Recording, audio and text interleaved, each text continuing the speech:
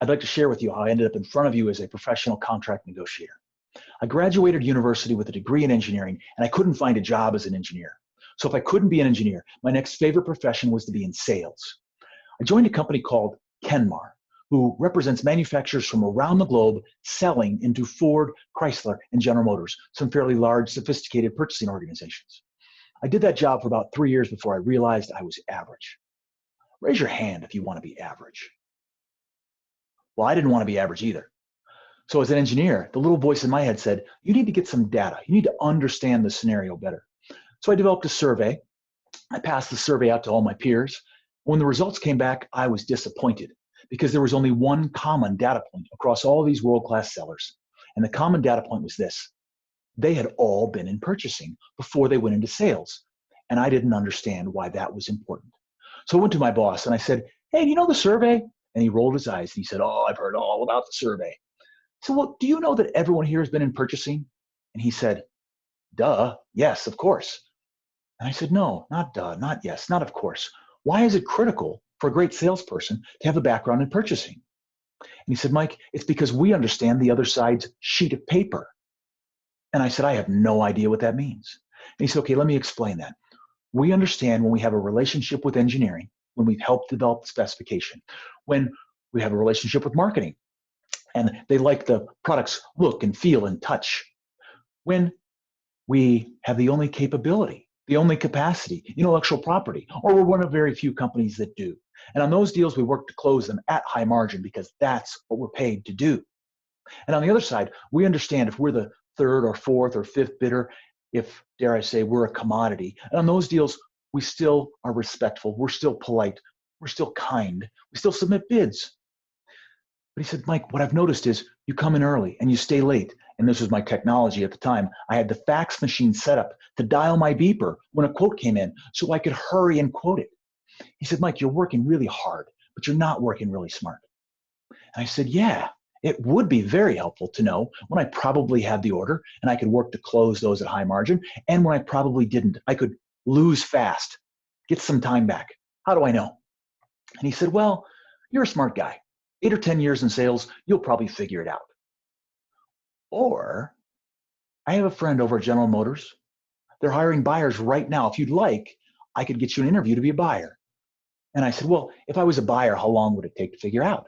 And he said, oh, a year or two tops, you definitely figure it out.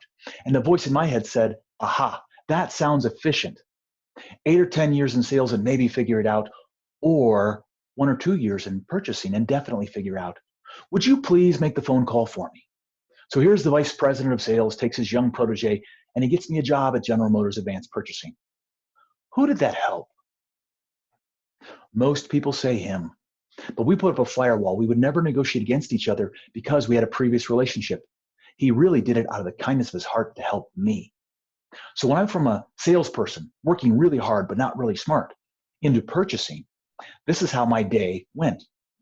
I would work with engineering, manufacturing, marketing, put together a bid package, send it to the suppliers, and then I'd go play Mahjong and Solitaire, the games we had loaded at the time on our PCs. After 2 or 3 weeks went by, the quotes would start to come in and they'd stack up on my desk while I'm playing Mahjong and Solitaire. Then I'd get a phone call from one of the suppliers and it would go like this. They'd say, hey, Mike, we submitted our bid a few days ago and we were just wondering if you had any feedback. And I'd say, as a matter of fact, I do have feedback, without even looking at their bid. I would simply say, you are way too high. Do better. Then I'd hang up the phone and go back to playing Mahjong and Solitaire.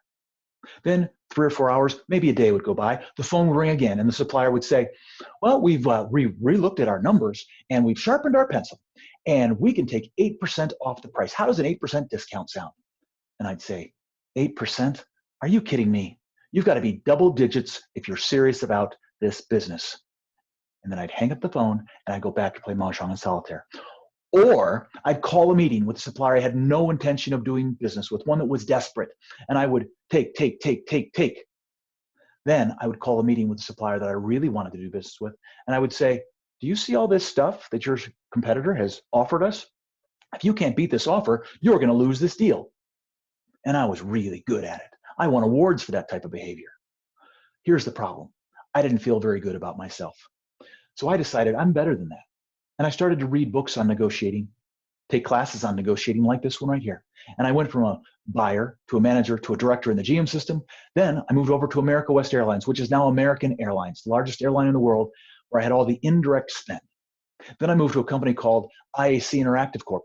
IAC is a holding company that owned at the time Expedia, Match.com, Ticketmaster, Home Shopping Network, industry-leading verticals. And my job there as head of purchasing was to get all the companies to negotiate internally with each other, so then we could go to the suppliers with one voice. And my last job before joining TableForce was at a little company called MGM Resorts International. Now, everyone's probably heard of MGM Grand in Las Vegas, but MGM Resorts also owns Mandalay Bay, Luxor, Excalibur, New York, Monte Carlo, half a city center, Bellagio, skip over Caesars, Mirage, head to South Treasure Island, Circus, 50,000 hotel rooms. I tell you that I don't know what industry you're in, but I do know this.